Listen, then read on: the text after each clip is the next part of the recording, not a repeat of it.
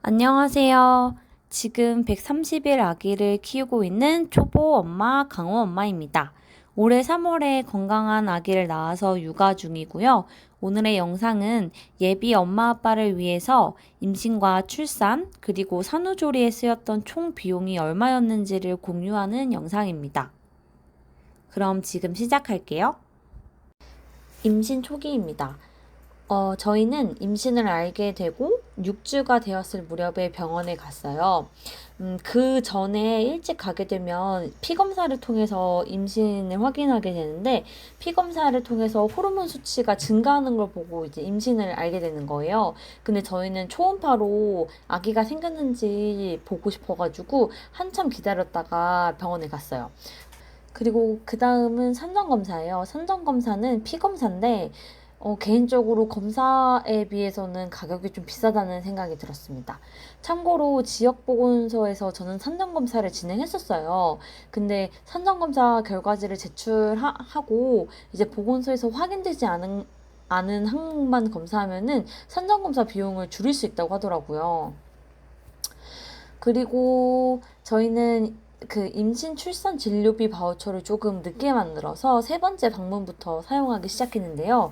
여기서 임신 출산 진료비 바우처가 뭔지 잠깐 설명드릴게요. 임신을 하게 되면 반드시 신청해야 하는 국가 바우처입니다. 단태아는 100만 원, 다태아는 140만 원을 지원해 주는데요. 카드사에서 국민행복카드라는 카드를 발급하고 이제 임신 확인서랑 뭐 기타 등등의 그 서류를 제출하면 이제 국가 바우처라는 명목으로 100만 원이라는 돈이 카드에 들어옵니다. 100만 원 한도 내에서 병원과 약국에서 사용한 비용을 지출하시게 되는 건데, 저는 결제할 때마다 국가 바우처 사용할게요 라고 말했어요. 뭐 굳이 말 안 해도 되는 것 같긴 한데, 임산부인 거를 확인하시면 보통은 다 국가 바우처로 사용하시나요? 라고 물어보긴 하시더라고요. 뭐 아무튼 이렇게 결제를 하게 되면 제가 사용한 금액이 알아서 차감이 돼요. 요거는 각 카드사 앱에 국가 바우처라는 그 탭을 누르시면은 내 자녀 금액을 확인할 수 있고, 혹은 알림 메시지 설정해 놓으시면은 카카오톡이나 문자로 자녀 금액이 날라와요, 자동으로. 12주가 되면 엄마들이 가장 긴장하는 첫 번째 검사를 진행하게 돼요. 1차 기형아 검사는 이제 기본적으로 아기의 신체가 제대로 형성되었는지 확인해요. 12주가 되었을 무렵에 이제 아기의 모습이 딱 만들어지거든요. 그래서 뭐 뇌, 심장, 뭐 코, 뭐 이런 것들을 다 초음파로 상세하게 확인을 합니다.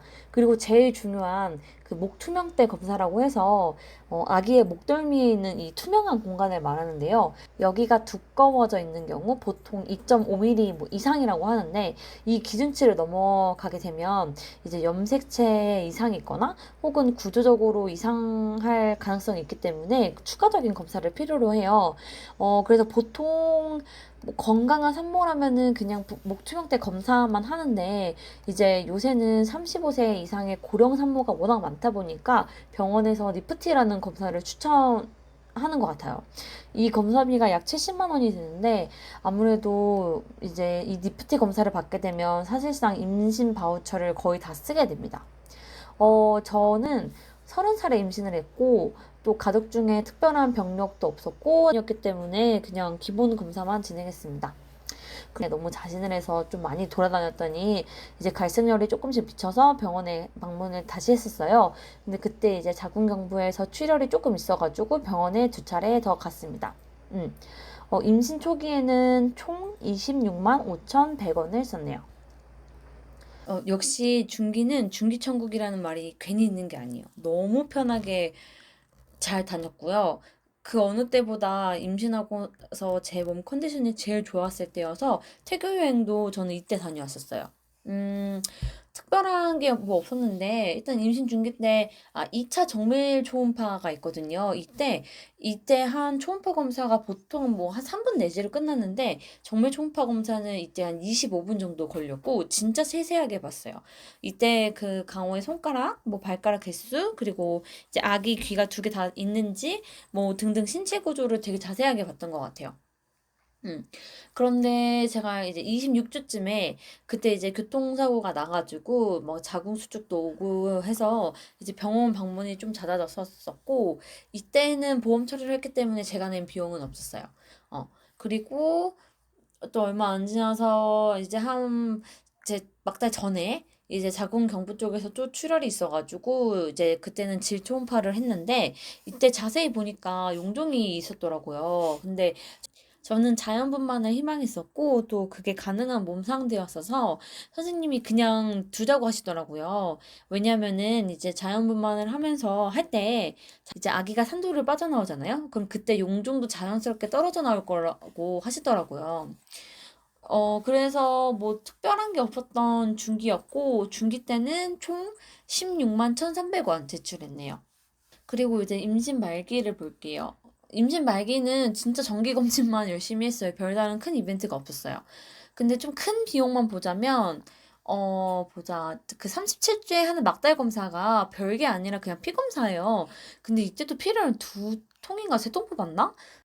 그리고 이제 그 다음번에 방문했을 때, 이제 막달에는 보통 일주일 단위로 병원을 방문하게 되거든요. 막달 검사 이후에 그 다음 주에 갔었을 때는 이제 태동 검사를 하는데 이제 아기의 이렇게 자궁수축을 줬을 때 아기의 태동에 문제가 없는지를 확인을 해요.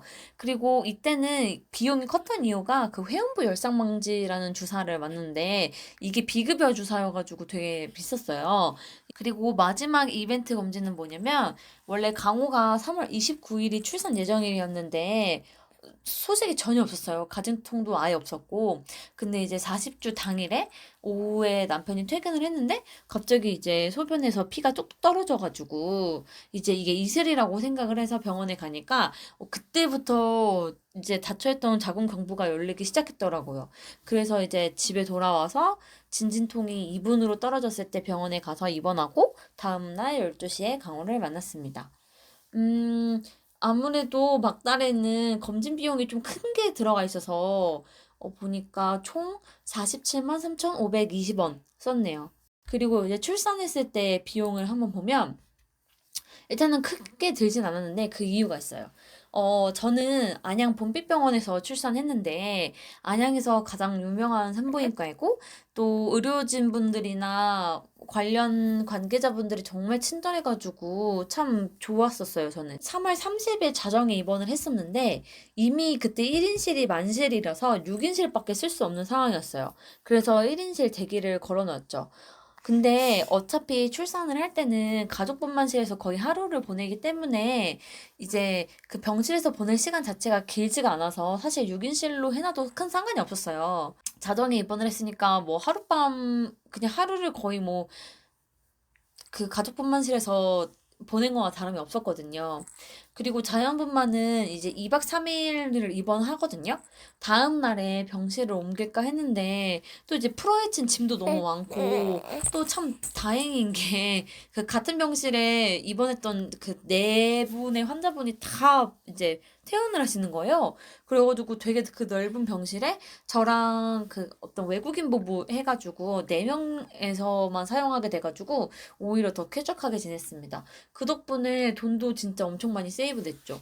그래서 출산 당시에 썼던 비용이 14만 3,160원. 오히려 검진했을 때보다 비용이 덜 나왔죠? 그리고 이제 임신 초기부터 출산까지 제가 다 국가 바우처로 결제를 했기 때문에 실질적으로 제가 낸 돈은 0원이에요. 이때 아마 제가 남았던 자녀 금액이 9만 원대였었을걸요? 그 직장인 단체 상해보험에 만약에 가입이 되어 있으시면은 거기에 임신이랑 출산 관련한 부분이 적용되어 있는지를 보세요. 그 진료비 영수증 제출하고서 29만 원 정도 돌려받았거든요. 여기까지가 이제 강호를 만나기까지 들었던 비용들을 다 정리한 거고요. 혹시 추가적으로 궁금한 거 있으시면은 댓글로 남겨주세요. 제가 아는 선에서는 답변을 해드리도록 하겠습니다. 많은 예비 엄마 아빠들에게 도움이 되었으면 좋겠습니다. 감사합니다.